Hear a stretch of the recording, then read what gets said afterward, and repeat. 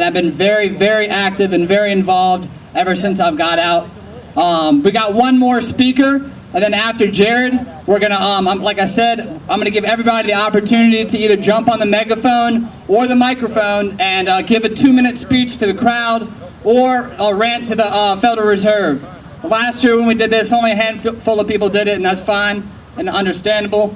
And after everybody's done speaking, you're free to roll out. I'm gonna probably hang out here until about 2 o'clock. Please, if you haven't already, pick up a Liberty Empowerment packet. They're sitting over here. Right over here by the lamp.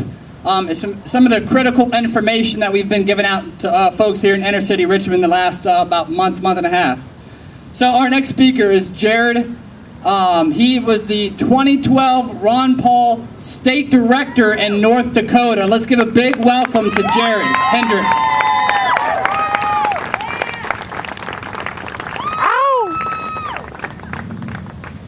Thank you, Nathan.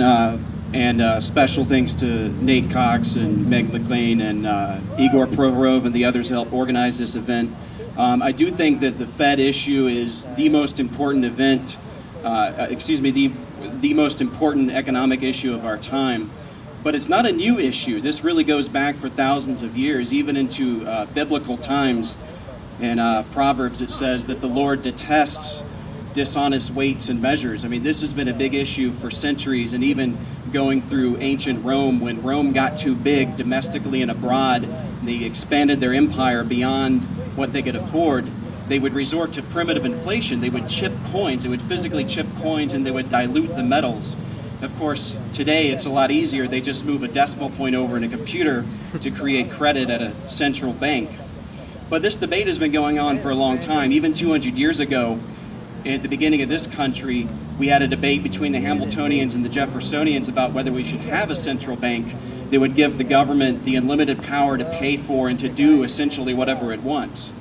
And unfortunately, we did lose that bank, and we did have we did lose that argument. We did have a national bank that was chartered for 20 years. So this is not a new issue, but it has been thrust into the forefront because the economic conditions are so bad. 22% real unemployment, and according to the real CPI, probably 9% inflation. So things are very bad. Every month, the federal government spends over $300 billion, and we only bring in a little less than $200 billion. So it doesn't take too much of a math genius to realize that that's just not sustainable. But as all of you know, because you're here, you know that it's not so much how much money they spend as it is how the money is spent. And that is why it is so destructive, because we have a system where the poor and the middle class are disproportionately adversely affected by our inflationary policies. So the people are beginning to suffer, and that's why this issue is coming up to the forefront. But I think we have to really come to terms with the fact that Ben Bernanke and his buddies, they really believe in this stuff. This is not necessarily some type of conspiracy necessarily, although certainly it was born in secret meetings down in Jekyll Island, but it's pretty out in the open. I mean, they really believe that these ideas are correct. They recently announced QE3, quantitative easing, which, as I like to call it, is the indefinite detention of the American economy. But they recently started this, but it's really nothing new. They're just continuing to do the same thing they've done for 100 years. But they really believe it. They really believe that this works.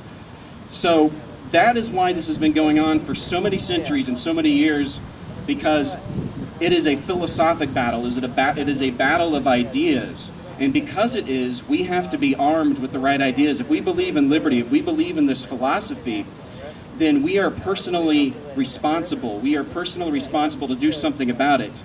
And the tools are there. They are available to us. And I might even offend a few folks when I say this, because there might be a few anarchists here. But you know what?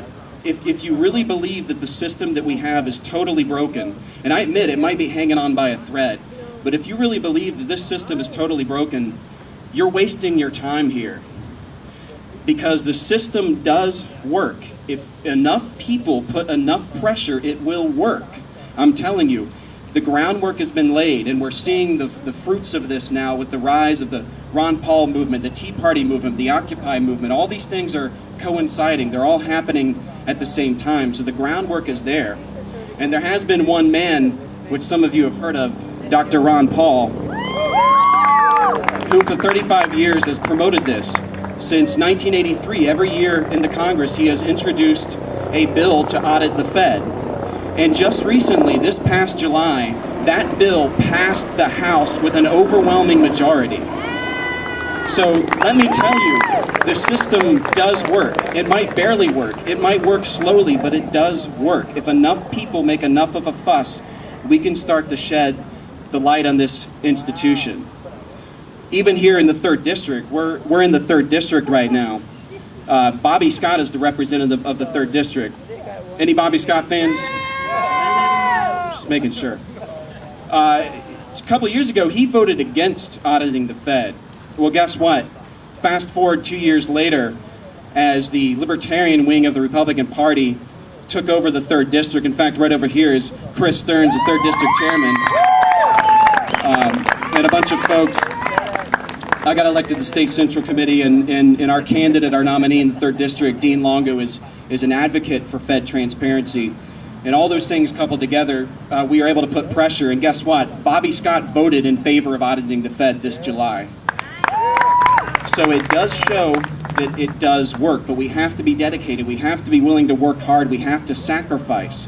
It's not going to be easy. You're going to have to take away time from your friends and your family to make this happen. If you go back 200 years ago to what the Founding Fathers had to deal with, many of them died bankrupt. They died personally bankrupt. Many of them gave their lives. So we have to understand that this will take pretty serious sacrifice. Now, I want to do something real quick here. First of all, how many folks here have a cell phone on them? So quite a few. All right, I'm going to give, you need to enter this into your phone. I'm going to give you the phone numbers for Senator, bear with me, Senators Mark Warner, Senators Jim Webb, and Senator Harry Reid. And what we need to do when we leave this rally, everybody here needs to call their senator and ask them to sign on to the Senate bill to audit the Fed. Because we've gotten it through the House, and now there's a risk that it could stall in the Senate. And of course we know, some of us know at least back in the early 1990s, Harry Reid was a pretty strong advocate of the Fed, but he's changed his tune a little bit. So we need to put the pressure on them. So if everybody can pay, this might take just a minute, Nate, I apologize, but let me just give out these phone numbers, because I really want everybody to put these into their phone right now if you don't have it. Senator Mark Warner's phone number is 202-224-2023. Senator Jim Webb, 202-224-4024. Senator Harry Reid's number, 202-224-3542. And get with me afterwards if you didn't get that. But when you call, the last thing I'll say here is when you call, what they really need is, at this point, we're not so much looking for co-sponsors. At this point, we're trying to force Harry Reid to bring it to the floor for a vote. So that's what we're going to be asking for. And make sure, this is a common mistake people make when they call, make sure you request specifically a written response.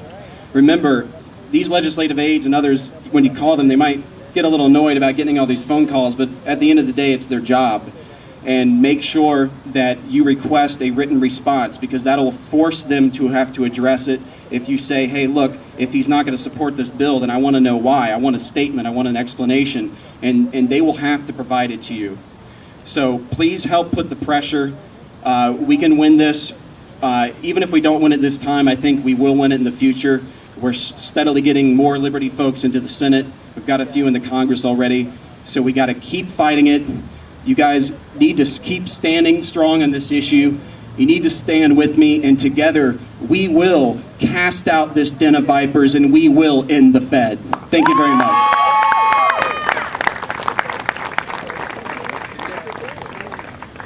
All right. Thank you very much, Jared. Thank you to all of our speakers. One I know we're running out of time on the permit.